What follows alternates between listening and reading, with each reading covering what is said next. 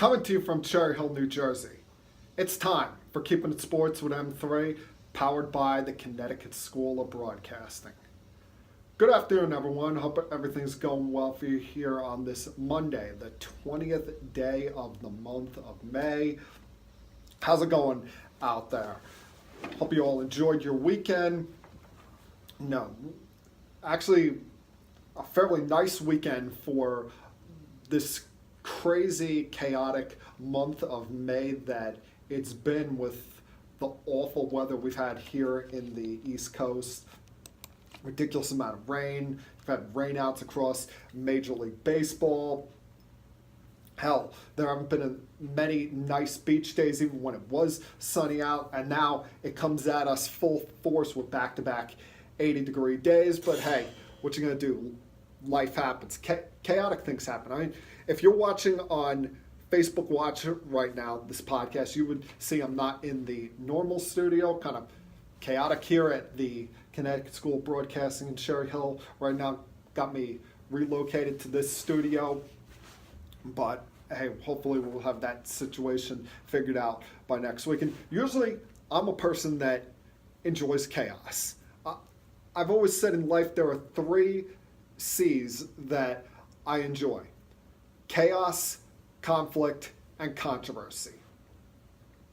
Controversy because, hey, as long as it doesn't involve me, it's always fun to see the conspiracies that come out for a certain event, whether it be sports related, whether it be television related, anything going on in the world. Conflict, as long as it's not racism, sexism, involve any violent acts, I'm all for it. Not everybody in this world is going to like each other. And then chaos. Chaos is usually a fun thing as long as no one's life is put in jeopardy. But last Wednesday is when chaos truly started to piss me off, truly started to get me annoyed. Because I'm getting a workout in, I'm feeling pretty good. It wasn't the blistering heat day that we've got in these last 2 days. And all of a sudden, I look down at my iPod and get an alert on Bleacher Report that honestly I could not believe. At about 11:40 in the morning, I get an alert from Bleacher Report stating that the New York Jets fired their general manager, Mike McCagnan. And I'm like, what? Wait a minute. The Jets fire Mike McCagnan after an offseason in which he had $100 million, an offseason in which they had the number 3 overall pick in the draft. They let him go through the draft process, and an offseason that started with them firing Todd Bowles and bringing in a new head coach in Adam Gase. And as it would turn out, it took Adam Gase less than 4 months to not just become the head coach of this team, but go on a power play and seize control of the New York Jets franchise.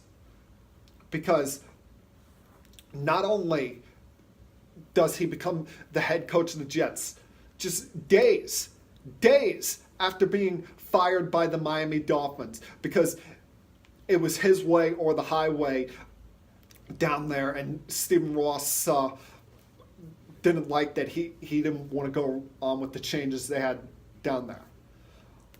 But he gets the Jet head coaching job, and within 4 months, he's already in the owner's ear and takes control of this organization. Because not only does he have them kick Mike McCagnan to the curb, but no, now he's also the interim general manager of the team. And it leaves me dumbfounded there, because we had heard these rumors about 3 weeks ago, around the time of the Monday after the NFL draft. I believe it was Mike Lombardi of the NFL Network that first posted on Twitter comments about this. And at the time, you're thinking, you know what, this can't be true. It's right after the draft, and Lombardi is a guy that's always had an agenda. We know he's the Patriot shill over there at NFL Network.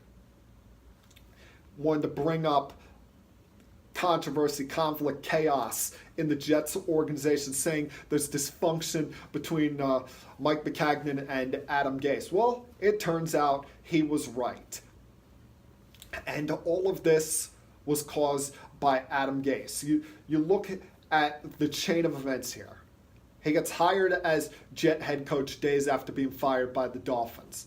Talks about how, he didn't want to have control of personnel, didn't want to have that kind of power in the organization. Well, that turned out to be a lie. And it was a lie even when he was with the Dolphins, because you look at it, he chased out of town their two best players in Jay Ajayi and Jarvis Landry. He got them traded, and the Dolphins really didn't get much, if anything, out of those trades.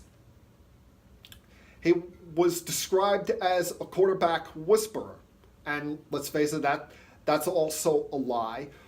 When you take into account Ryan Tannehill never got better under him. He went to the playoffs with Matt Moore, but that turned out to be an embarrassing experience. And then he got Jay Cutler $10 million just to look mediocre at best.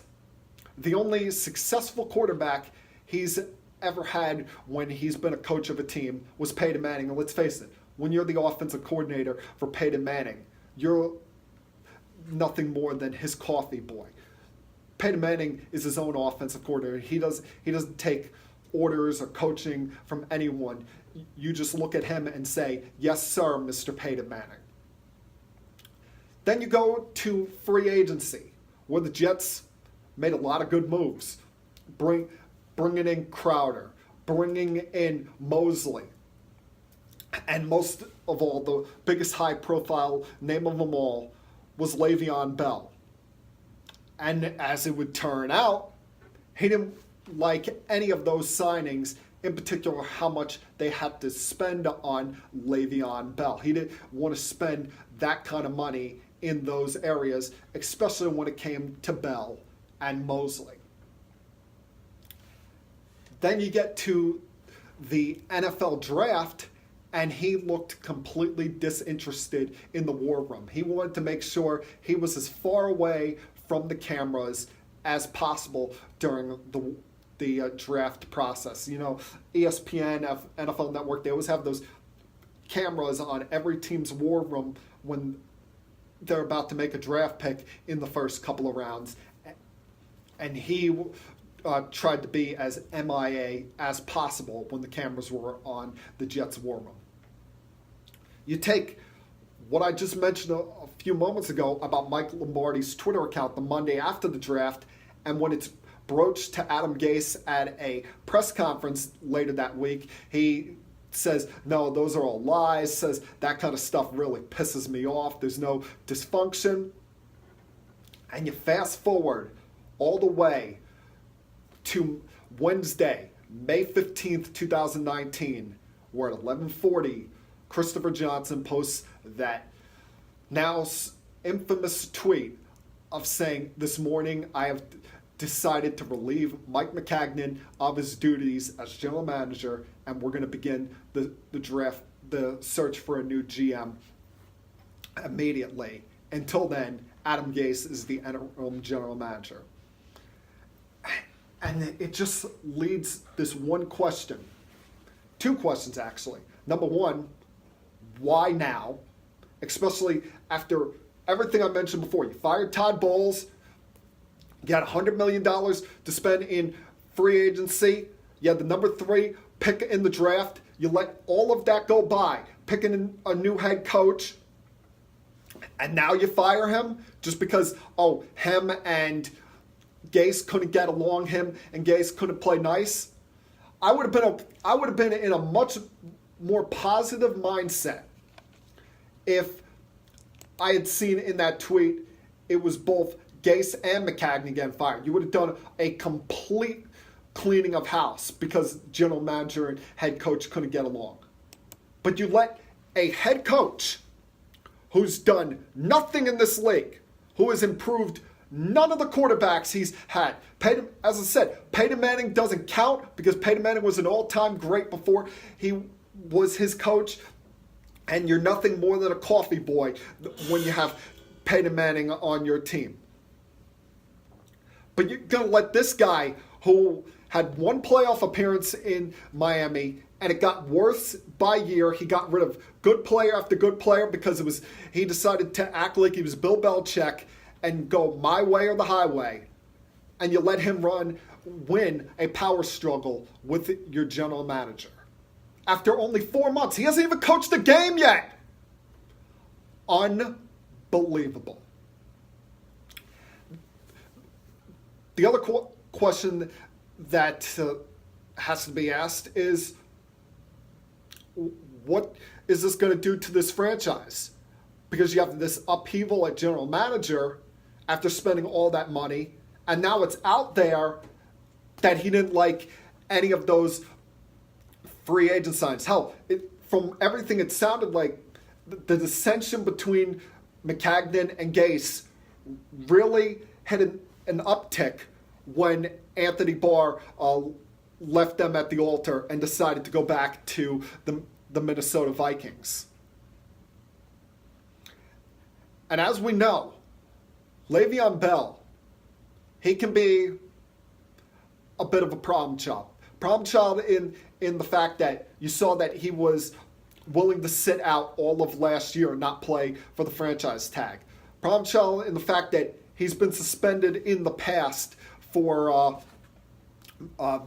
marijuana possession, or that arrest of, what was it, about 3-4 years ago, early in the season when he was arrested along with his former teammate, Blunt, and got a 4-game suspension, if memory serves me correctly.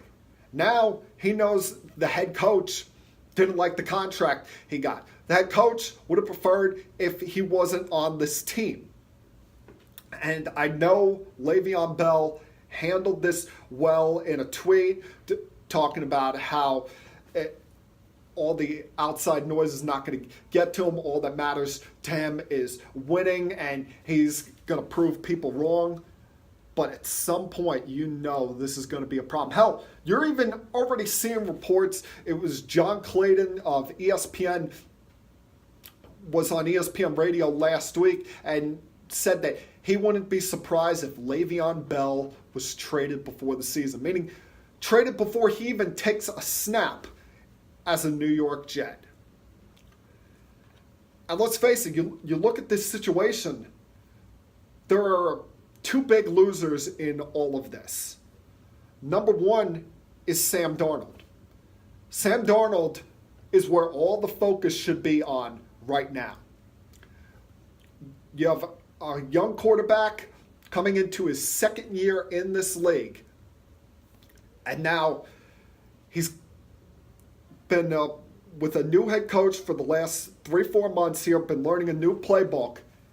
And he wakes up on Wednesday morning to find out his general manager got fired.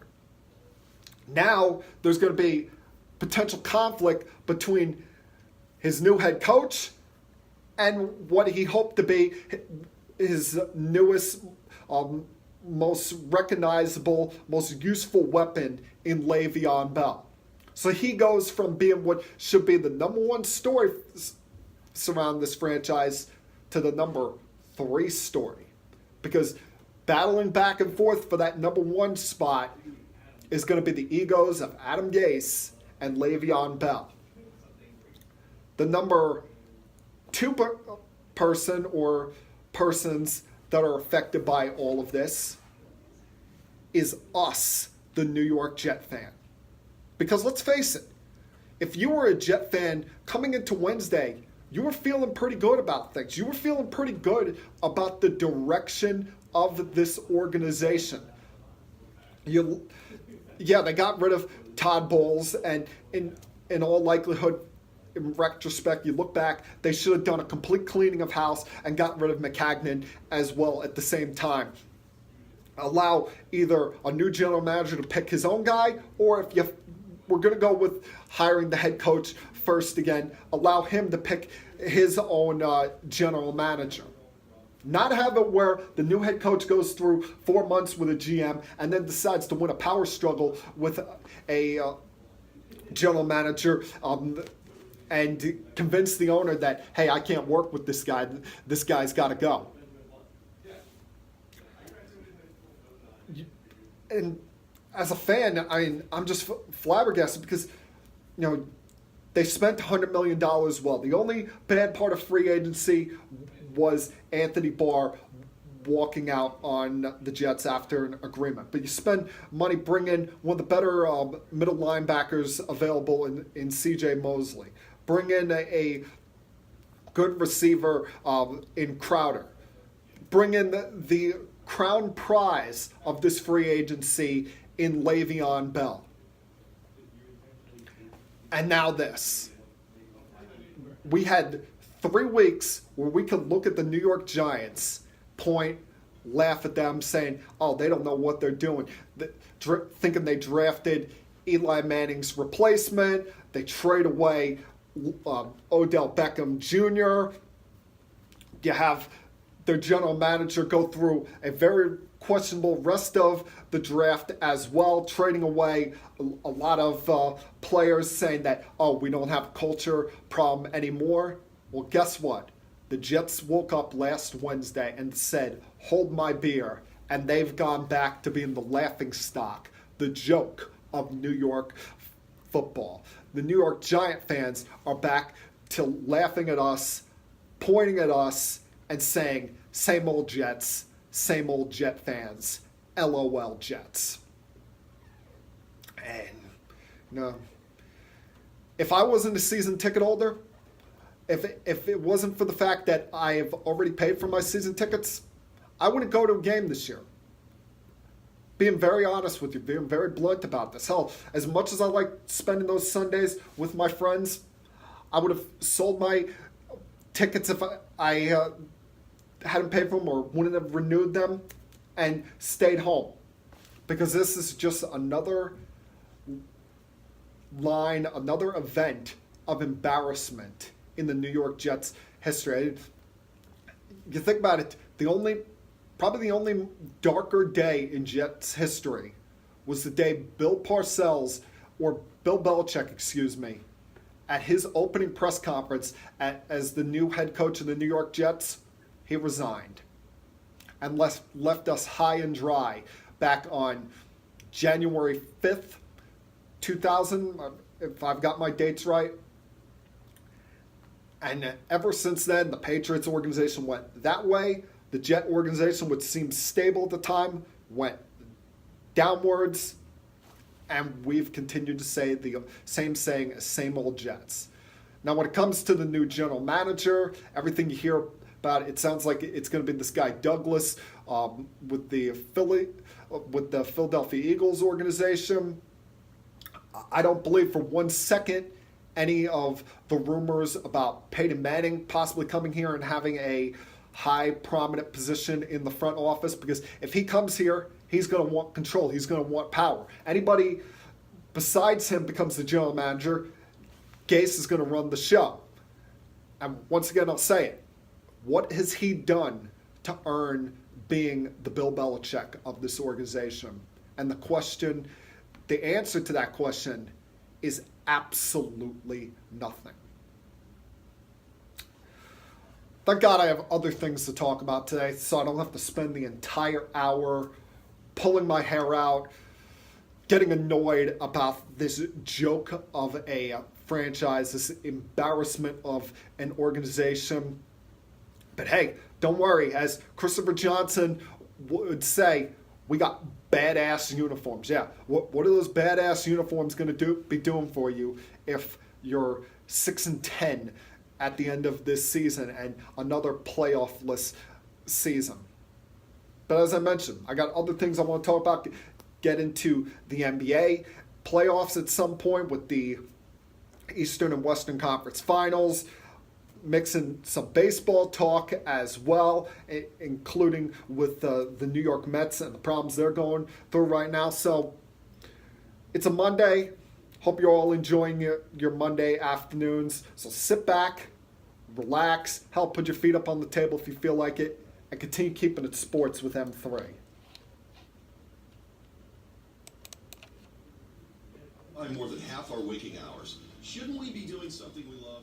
Call Connecticut School of Broadcasting at 1-800-TV-RADIO or log on to GoCSB.com. Since 1964, Connecticut School of Broadcasting, with a number of 12 campuses from Massachusetts to Miami, has helped place thousands of grads as DJs, sportscasters, entertainment reporters, behind the scenes in audio and video production, every aspect of the broadcast media. Connecticut School of Broadcasting has trained men and women of all ages and backgrounds in a matter of months, not years. Learn by doing from area radio and TV pros. Call 1-800-TV-RADIO or log on to GoCSB.com. Remember, it's never too late to love what you do. Day and evening classes begin soon. Get trained. Get connected now. It's been 48 years, Connecticut.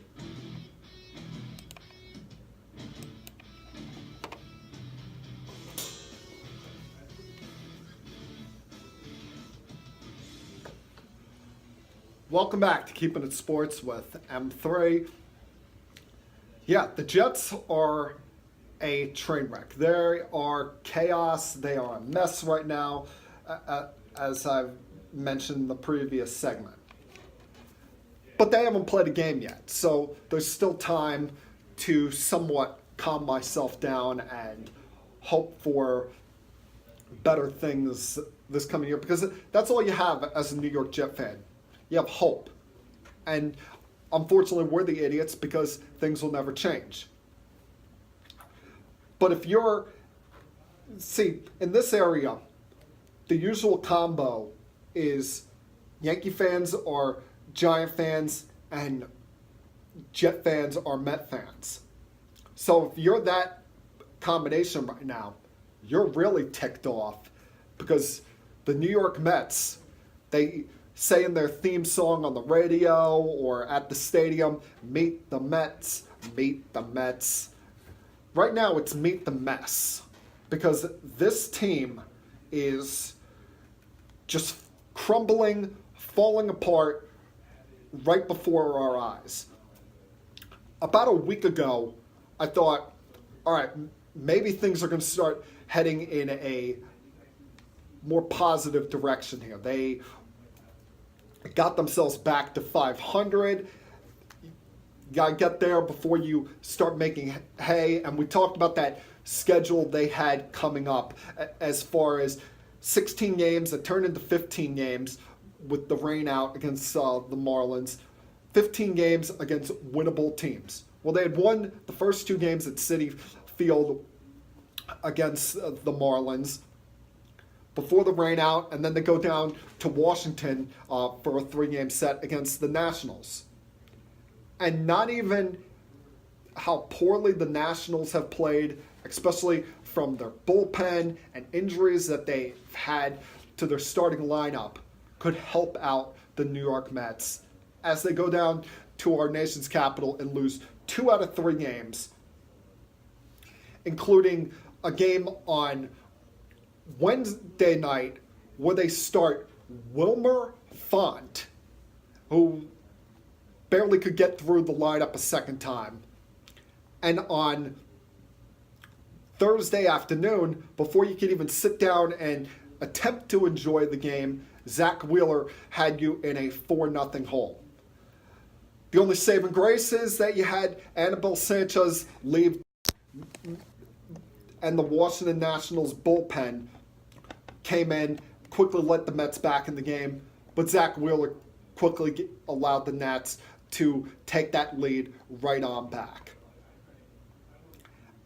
And the question that kept running through my mind going into Thursday is, with the rain out, how did you not readjust your rotation? The rain out allowed you to skip Wilmer Font, put Zach Wheeler up on Wednesday, and have DeGrom on Thursday afternoon. Hell, you got the rare opportunity against the Washington Nationals in which you didn't see Strasburg, and even more importantly, you didn't see Max Scherzer. And for them not to take advantage of that is inexcusable. It's unacceptable. Now, you go to Miami, where you could have had Wilmer Font start against the Marlins, no problem. Problem turned out to be the Mets went into this weekend and must have really wanted to get Mickey Callaway fired, because their performance over the weekend in Florida was atrocious. It was, quite frankly, it was embarrassing. The fact that, every once in a while you figure your ace is going to have a clunker. They've been a more frequent occurrence for Jacob deGrom this year, and what could you expect? He barely gets any run support as it is, and he had a historic season last year. You got to give him somewhat of a pass. But what you cannot give a pass to is the fact that trailing in the 7th inning on Friday night, Ramsey Cano grounds into a double play, and he doesn't even hustle out of the box. He was thrown out by a good 30 feet. He's trying to claim, he didn't know that there was one out, thought there was 2 outs. Advance on to Saturday and Sunday, and the Mets lineup, they wanted to get Mickey Callaway fired. They wanted to get a manager that's on the hot seat to begin with put out of his misery, because they get a leadoff single by Jeff McNeil in the 1st inning. After that, nothing else.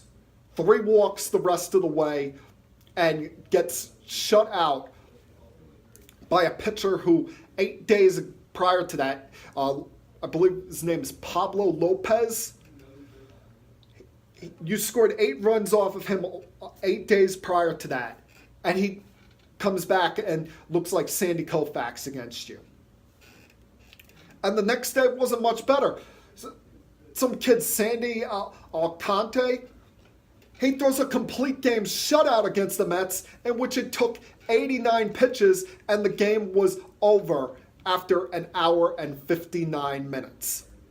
The Mets scored 6 runs over this 3-game series. And I hate doing the comparison of the Yankees to the Mets, but the Yankees scored 7 runs in the 6th inning yesterday. Hell, the Yankees had as many walks in the 6th inning yesterday as the Mets had runs throughout this entire series.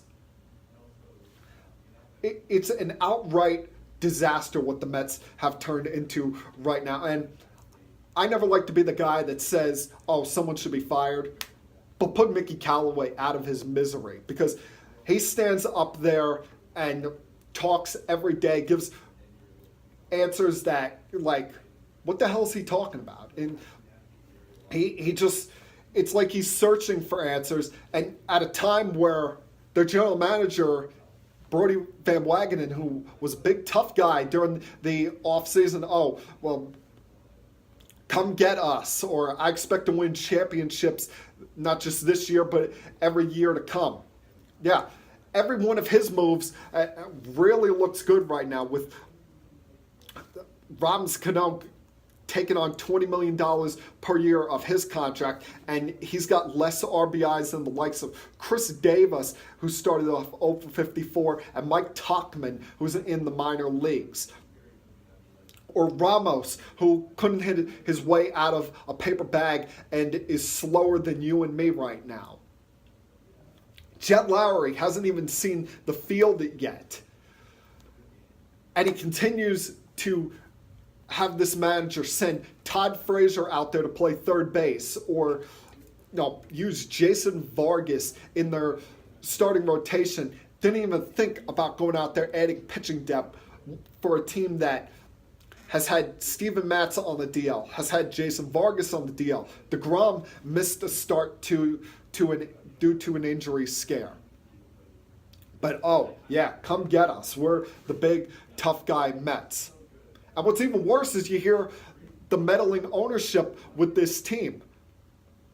It's the ownership who, they come out last week and made it known to the world. They had a big 90-minute meeting powwow with the general manager and the manager about a week and a half ago. And add on top of all of that, there's no discipline with this team. There's no putting people in their places. There's all, we continue to support Todd. We're going to see him get out of this slump, get out of this slumber. Or Rams Cano, who's hitting .240, batting under the Mendoza line against left-handers. We're not going to punish him for not hustling. Oh, it happens not knowing how many outs there are, or he thought the ball went foul before it came back fair, when if you look at the replay, it never went foul yesterday on that double play in the fourth inning that he once again did not run out.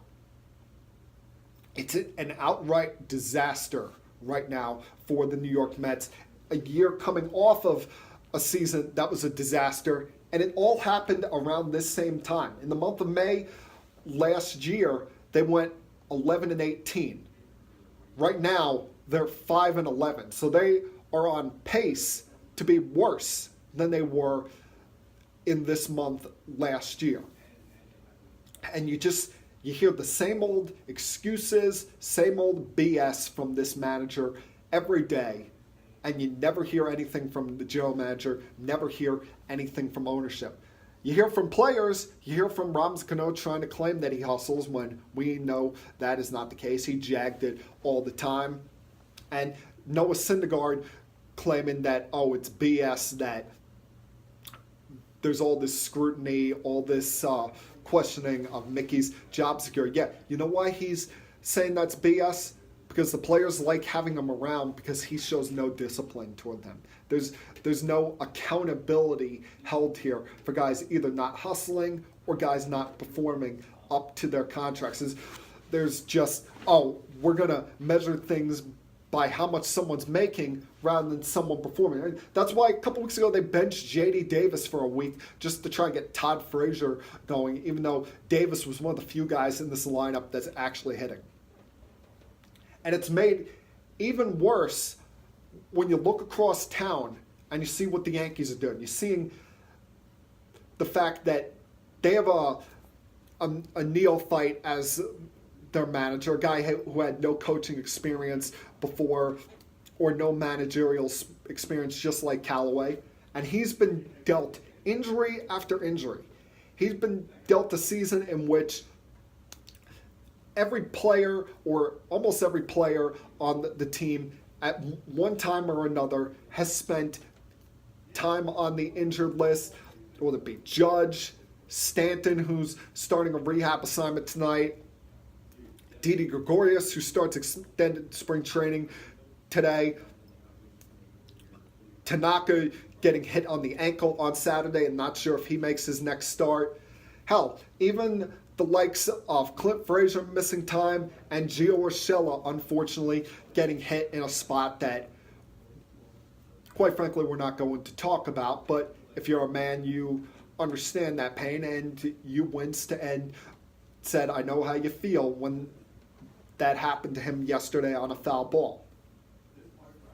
So there's no excuses for this Met team because the Yankees haven't let any of their problems derail their season. They haven't run and hide. They haven't cried. All they've done is the fill-ins, the backups. They've stepped in, and they've gotten this team to 11 games under 500 and first place in the American League East. So what are you going to do, Mets? There's only one answer out there, and that's, put Mickey Callaway out of his misery and go out there and hire the best manager available, Joe Girardi. But you know why they're not going to do that?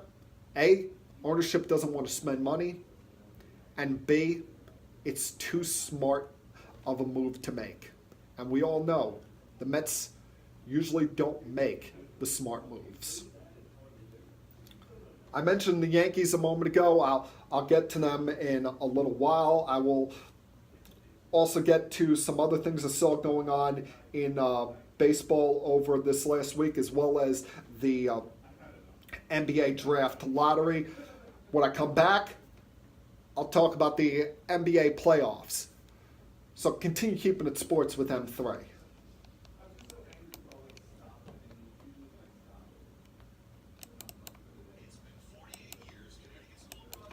To help place thousands of people just like you in exciting careers in radio, television, and the media.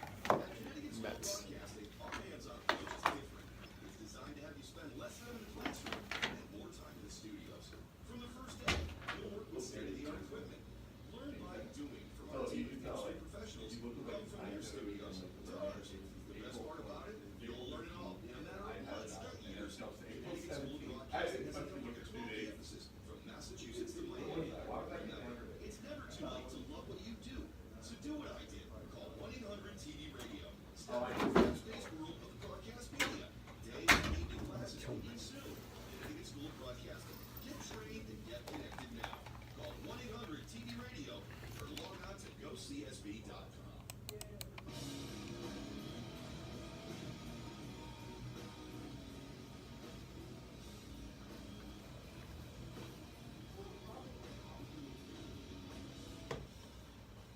Welcome back to Keeping It Sports with M3. Quick reminder here.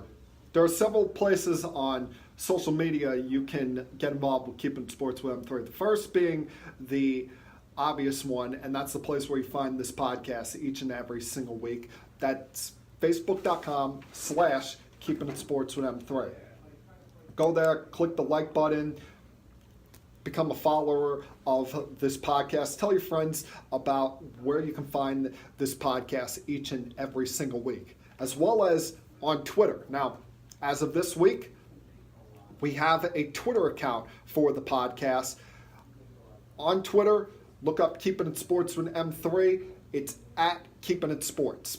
Unfortunately, they only allow you 15 characters when choosing a Twitter handle, so I had to keep it to at Keeping It Sports, and I thought, M3 Keeps It Sports would sound a little too corny when it came to picking out a name there, but that's what we're going to go with for right now. Maybe we'll change it in the future, as well as coming up very soon, I'm going to be starting a YouTube channel for this podcast. Now, maybe today is the first day I post the podcast on YouTube. Maybe it's next week. Got to figure that out, see if I can drag the live feed on Facebook over to YouTube, post it there. But coming very soon on YouTube will be Keeping It Sports with M3 available for you, where you can post any questions, comments, thoughts, opinions you have on the world of sports. One thing I ask, though, if you're a new listener or viewer of Keeping It Sports with M3, keep the questions, comments to sports related. No politics, none of that, no religious thoughts. I keep it to just sports topics, and I hope for all of you to do the same. Keep that just sports related. I know we all have our own opinions of all that other stuff, but that's not needed here. I've actually had people at times post comments about either politics on the Facebook page for this, and I had to block them, so I don't want to have to block anyone else there. Now, with the Jets' messy situation and the Mets' situation continuing to get messier, it kind of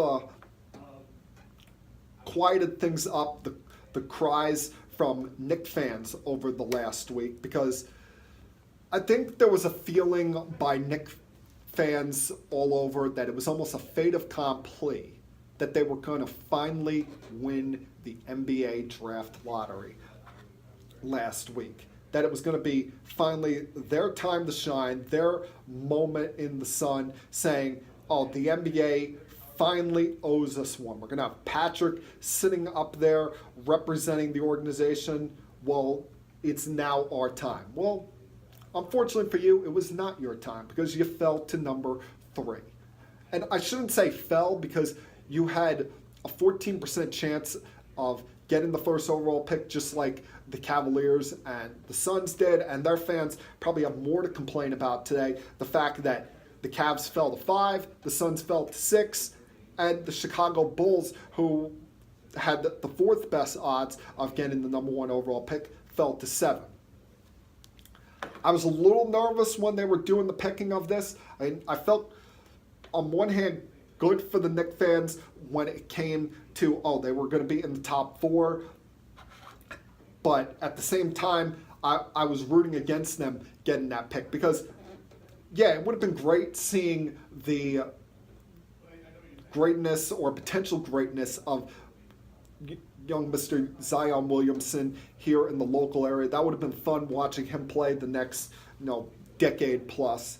But at the same time, the Knicks fans out there seem to have this delusion for the last month or two of, we're getting KD, we're getting Kyrie, and Zion. It's a big 3 for years to come. Hell, everywhere I turn to in the New York sports media in the days and weeks leading up to that draft lottery, people were thinking it was a fait accompli of Zion coming to the Knicks. So I was happy in that sense that they didn't get the pick.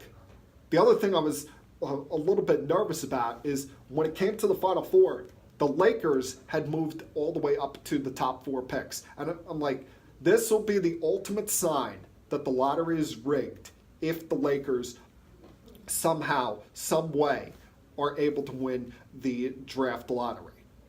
Thankfully, they did not. They finished in 4th in this when all was said and done. But of all teams to win the draft lottery, it was the New Orleans Pelicans. And what was funny is they came into this with a 6% chance of winning the draft lottery. And you thought all the talk was going to be of if either the Knicks or the Lakers win this thing, do they trade the pick to New Orleans to get Zion Williamson? Now, instead the talk is, do the Knicks trade the number 3 pick? Is that enough to trade to New Orleans to get Anthony Davis? Because damn well it's already been out there. New Orleans is not trading Anthony Davis to the Lakers. It's essentially, when it comes to their owner, it's an over my dead body kind of situation. So the only question is Zion Williamson going to be playing with Anthony Davis next year? Or could he be potentially playing with his college teammate, R.J. Barrett? And that kind of trade is only going to come down if the Knicks are able to lock up Kevin Durant and Kyrie Irving in free agency this summer, which I still don't believe is a 100% lock. I still am in a wait-and-see approach, especially when you consider the 2 guys we're talking about. These guys seem to change their minds on a day-in, day-out basis, and Kevin Durant, come July 1st, could say, I don't want to deal with the New York media. I mean, he's already has a problem with dealing with scrutiny as it is. I mean, look at the Twitter beef he's got in him with Chris Broussard today of Fox Sports, and we know Chris Broussard can be kind of the sports media version of a troll, but still, one simple tweet about KD's legacy being in question, or this being his biggest nightmare, the Warriors' success in this postseason without him, and he's going to snap and lash out on that one tweet. So it makes you wonder what is going through his head. And speaking of said Warriors, the Warriors, the beat does not stop. They have done what many said could not be done, but I was probably the one believer in saying it could be done. Turning back the clocks and being the team that they were prior to losing or prior to getting Kevin Durant. Because since they lost Kevin Durant They are 5-0 in this postseason. I'm counting Game 5 against the Rockets because that game was up in the air when KD left with an injury. That's a game that will haunt the Rockets forever. It was within their grasp in the fourth quarter. How they had a lead in the fourth quarter and could not get it done. The one opportunity they had at Oracle. But remember, before Kevin Durant got to Golden State, Steph Curry was a two-time league MVP. They won an NBA championship without him. They won 73 games and came within one game of winning another finals, if not for Draymond Green getting suspended. And even without Durant, yes, any team in NBA history is better with an all-time great like Kevin Durant on the team. There's no way you could say against that. But they still had Steph Curry, the greatest shooter of all time. Still had an all-time great three-point shooter in Klay Thompson. Draymond Green, who I know I get knocked for saying this a lot, saying that he's one of my favorite players in the game. But throughout the rest of the Rockets series and this series against Portland, you see why Draymond Green is so valuable. The fact that he can do a little bit of everything. He can run the point. He can play defense against all 5 positions. He's a great passer, great rebounder, and does all the little things that may not turn up on a box score. Also brings a certain amount of toughness, confidence to the court. And of all of these guys, he was the one that had to probably sacrifice the most with Kevin Durant here because he didn't have the ball in his hands as much. He wasn't in control of this offense as much with Kevin Durant here. But you look at this, it's turned into the same old story when it comes to Warriors Trailblazers, where the Trailblazers, they can get to a certain point, but they just can't get over that hurdle, that mental hurdle, that physical hurdle that is the Golden State Warriors. I said this to a lot of friends, family over the last week. I've made this comparison. When you think of the Portland Trailblazers and the Houston Rockets, 2 teams that, quite frankly, they're championship caliber teams. You can't take that away from them. But they can't get past the Warriors. They remind me so much of the Knicks and the Pacers from the 90s. Both those teams, one led by Reggie Miller, one led by Patrick Ewing. Championship caliber teams. But they couldn't get past Jordan's Bulls. Never did. It always seemed like it was the roadblock for them. Eastern Conference and done, or second round and done every time they got to the postseason from 94 through 98. Just could never get past that mental hurdle. I mean, they each had that opportunity in the 93-94 season, as well as the 94-95 season when Jordan went off to play baseball, but never took advantage of those opportunities. And the Rockets, at a time when Durant was injured, didn't take advantage of opportunity. Now the Trailblazers do the same damn thing. And when you look at it, they're going to be kicking themselves when this is all said and done. Because you expect it from game 1. The Warriors were rested. They were going to come out, prove something. Portland had just got done with a difficult battle in a 7-game series against the Nuggets. So that was somewhat to be expected of that beatdown in game 1. But game 2, they had it in their grasp. They led by double digits in the first half, led by double digits in the third quarter, but blew lead after lead. And you talk about the 2 runs that got the Warriors back in this. Down 69-53, they go on a 24-6 run to take a lead late in the third quarter. Or the final 4 minutes of the game, the Warriors are committing turnover after turnover. The Trailblazers look like they're getting good contributions from guys off their bench, including a guy like Miles Leonard, who didn't play much in Game 1, especially at a time when Zach Collins has 5 fouls in 8 minutes, when Enes Kanter is giving you nothing, Aminu is having an off shooting night, and McCollum, who in the fourth quarter missed every shot given to him. You're thinking, oh, this is their opportunity. And instead, the Warriors, down by 8 in the final minutes, go on a 14-3 run to close out the game and take a 2-0 lead. And Saturday night is also going to be looked back as that moment of what could have been for the Warriors. Or should I say the Portland Trail Blazers, excuse me. Because Portland had every opportunity.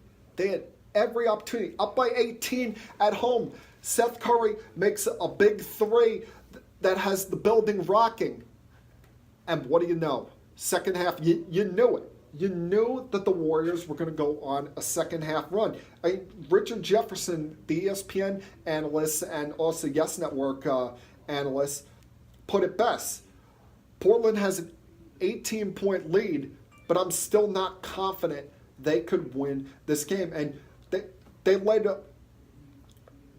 with 66 points at halftime and still could not close out the deal. Could only scored 33 points throughout the remainder of the game, got outscored 29-13 in the fourth quarter, and didn't get those 50-50 balls, didn't get the right bounces their way, especially at a time when Curry really did not get going as far as shooting well until the second half. Klay Thompson wasn't one of his greatest shooting performances, only went 1 for 5 behind the three-point arc. They lose Iguodala early in the game to injury, and Draymond Green is carrying the way. Draymond Green, who, if there's an MVP of this series, yes, Steph is averaging 30 points per game, but Draymond Green has been the MVP for this team throughout this series, and they're getting the contributions from their second unit that the Trailblazers are not. They're getting the strong play in the second half that the Trailblazers seem to disappear at that time. And they come off in games 2 and 3 to such hot starts and then fade in the most crucial of moments, fade completely down the stretch of things.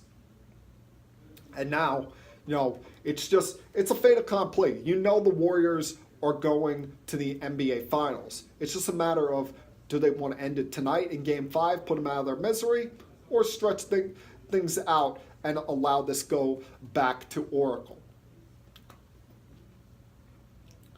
All right, going to take one last break here, come back on the other side, get to the Rockets-Bucks series, mix in a couple more things as well, maybe talk some Yankees. I know I promised them earlier, but a lot I gotta get to, or had to get to in this hour. Sometimes there's not enough room for all the teams I root for. Gotta be fair in who we're giving the attention to on a given week, but we'll see what I can fill in the last 15 minutes or so of this podcast. So continue keeping it sports with M3.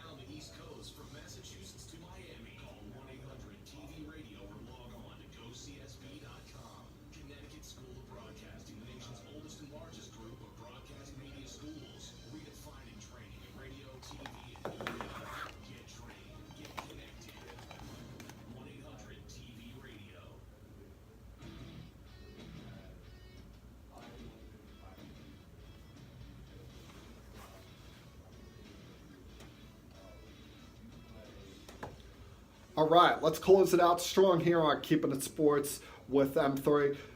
There was an article I came across in the New York Post over the last week that caught my attention. And no, I am not talking about Joel Sherman's article about the Washington Nationals possibly being sellers at the deadline. We know they're off to a horrendous start, even worse than the Mets are playing, and a lot of that has been to their bullpen. Their bullpen still hasn't performed even without, even with firing their pitching coach a couple weeks ago. Surprise, surprise on that. They sit 8 games under 500, so we're still too far away, even with all that, to discuss the possibility of Max Scherzer getting traded and what the Yankees would need to do to get that. I'm not even thinking about that right now. What I am talking about is an article that was posted, I think it was last Wednesday, on the New York Post by Andrew Marchand. Andrew Marchand used to be a reporter for ESPN covering the New York Yankees, but after he left ESPN, I think he was part of that large mass exodus from ESPN last summer or the summer before. When he left there, he went on to the New York Post and became a media columnist along the same reins as what Bob Raceman has done for years, critiquing members of the media, not just on radio, but on television in the local, national markets. Unlike Raceman, he puts out an article more than just once a week. Well, he put an article out that I just couldn't believe and strongly disagreed with this title. It's time Turner faces Marv Albert. It's time Turner faces Marv Albert reality and plans a respectful exit, claiming that it's time that Turner Broadcast, TNT Sports, figures out their succession plan and moves on from Marv Albert's. And I read that and I'm like, are you kidding me? Well, why is this even a discussion? And mostly because of Marv's age, this comes up. And I got to tell you, if they ever made that change, that would be the greatest example of ageism in sports. Because Marv Albert, while he is 78 years old, is still better than most at doing what he does. I think the only person, as far as play-by-play for basketball, that is as good as him in what he does is Ian Eagle. And respectively, Ian Eagle might even say he's not on Marv's planet when it comes to this. If Marv has even slipped up slightly, it's by just a minuscule, even a small fraction of a bit. But even that small fraction of a bit, he's better than anyone that does this. He's been doing this since 1967. For 37 years, he was the play-by-play voice for radio and television for the New York Knicks before the disputes that went on there. He moved on. He has done coverage for NBC and then Turner Sports for the NBA in the playoffs and regular season for now was going on 30 years.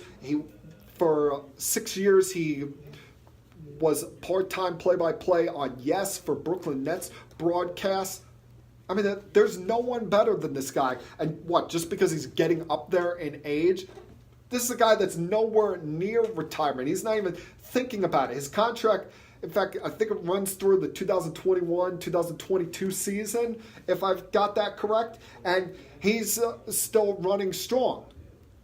So just because the man's age, Marchand is going to bring this up. And why doesn't he bring up say like John Sterling? People criticize him all the time. And I'm a big fan of John Sterling, but he's older than Marv Albert. You don't bring up his age and saying, oh, the Yankees should plan for the reality of his succession plan. Or I don't hear you bring it up for, on ESPN, Dick Vitale, who, not because of his age, just because I think he's not good at what he does, should have been replaced a long time ago.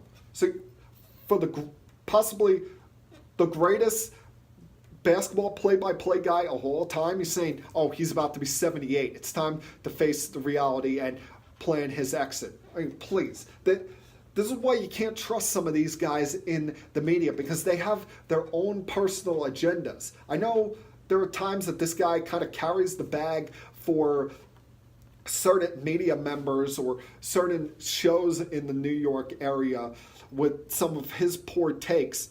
But this is one of the worst takes that he has ever had, replacing Marv Albert. Come on.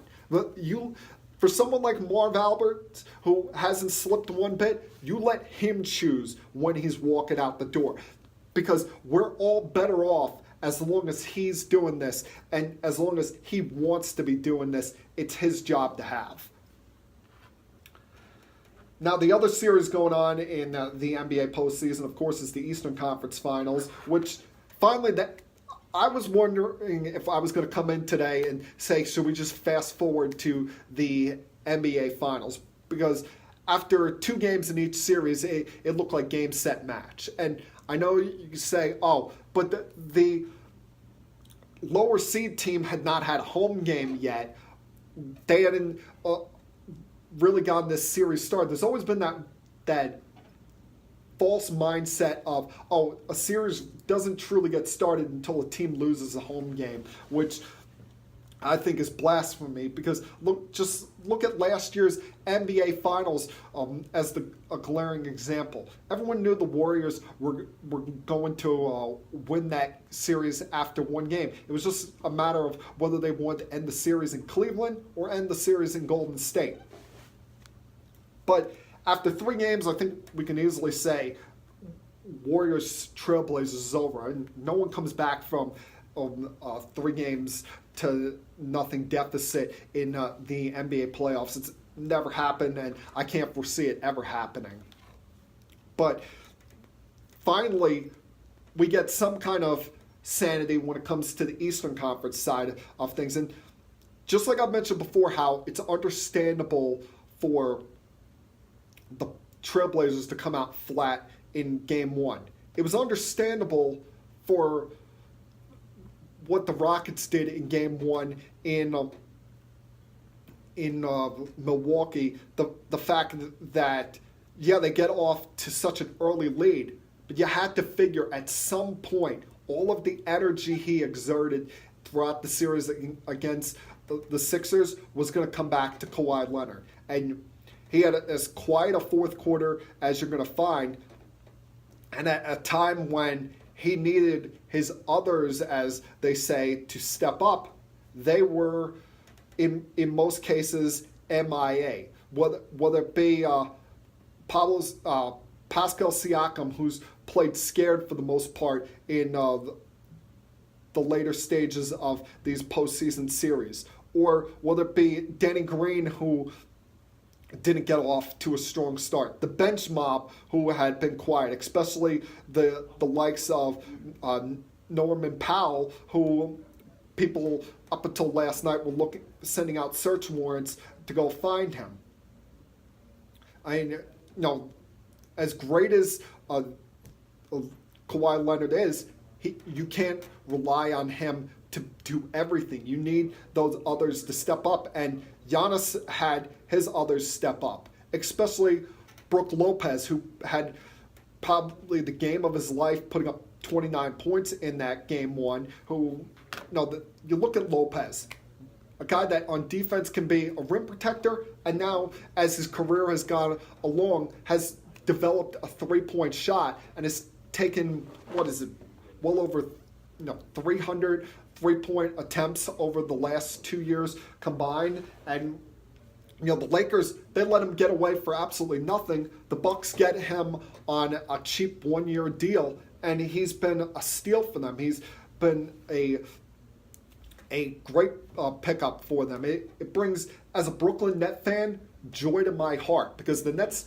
didn't have many winning seasons with Brook, especially when he was healthy. Now get to see him make a deep postseason run. I mean, I don't have much of a rooting interest as far as these four teams go. I don't have really that team that I'm rooting against because no one's a true rival of the Brooklyn Nets.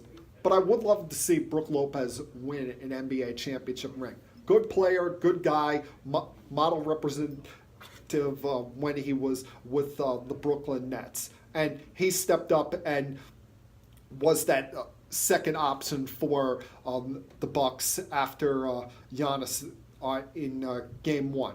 And then Game 2, let's face it, was a beatdown. Game 2 was a scrimmage from the onset. And you wondered, do the Raptors even really want to play tonight? The fact they're getting out-rebound 53-40. The fact that they're turning the ball over like crazy. They're not getting the second chance opportunities. They're not getting back on defense on the fast break opportunities that the Bucks had. Hell, they never even had a lead. It was a wire-to-wire beatdown from the Bucks on the Raptors, and you had the same questions with the Raptors in this game. Where are the others? And Kawhi showed up. Kawhi did his thing. Wasn't the greatest of nights from behind the arc from him. Took advantage of a lot of foul calls, going 10 for 10 from the charity stripe. But he wasn't getting production from his teammates. Got nothing out of Siakam. Nothing out of Gasol. Nothing out of Green. And the bench, once again, for the most part, was quiet. I mean, I know Powell had 14 points, but a lot of that seemed to come in garbage time for them. And, the Rockets were seemingly willing to give up on this game with about 6 minutes to go. And you're wondering, is this series even going to come back to Milwaukee? Or is it just a fait accompli that we're heading toward Warriors-Bucks? Now, I still think that's going to be the ultimate outcome here. But last night, you got the Raptors back on home court in front of their fans, and in double overtime, were able to squeak out the win. Even in a game in which Kawhi had a leg injury early on, even which you could see him battling up and down the court. But he finally got the help he needed.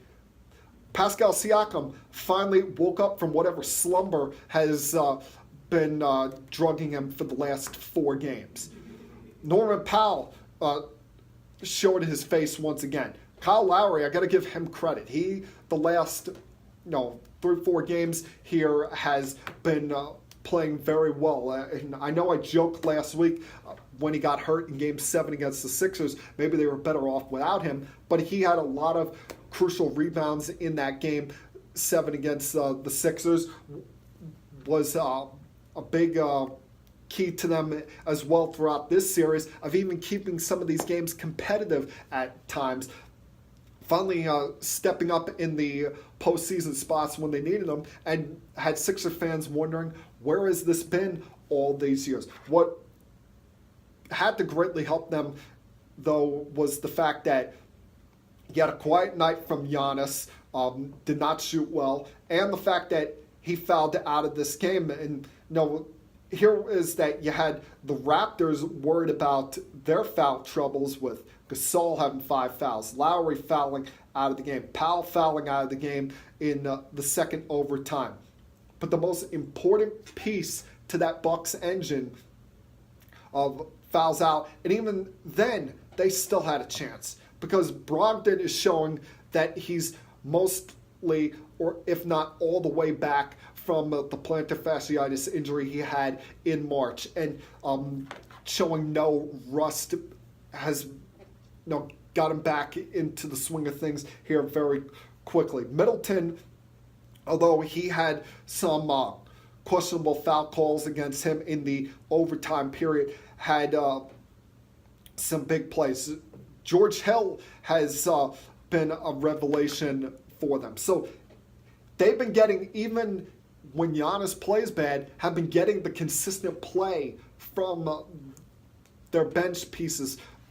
They've been the ones that have had the bench mob when it hasn't been consistently there for the Raptors all the way around. So now, tomorrow night's going to be interesting. Tomorrow night could decide the fate of the series, or will decide the fate of this series, because if Raptors win tomorrow night, this thing's going 7. This thing is going to be a knockdown, drag it out war to the very end. We're getting a Game 7 in Milwaukee.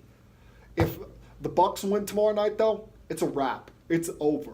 There's no way you're going to get this game even back to Game 6 in Toronto, because, as I said before, for the most part, this series, you've seen this Raptors team play scared. You've seen this Raptors team, Kawhi is giving his heart and soul out there, but he's human. He can't play 48 minutes a night.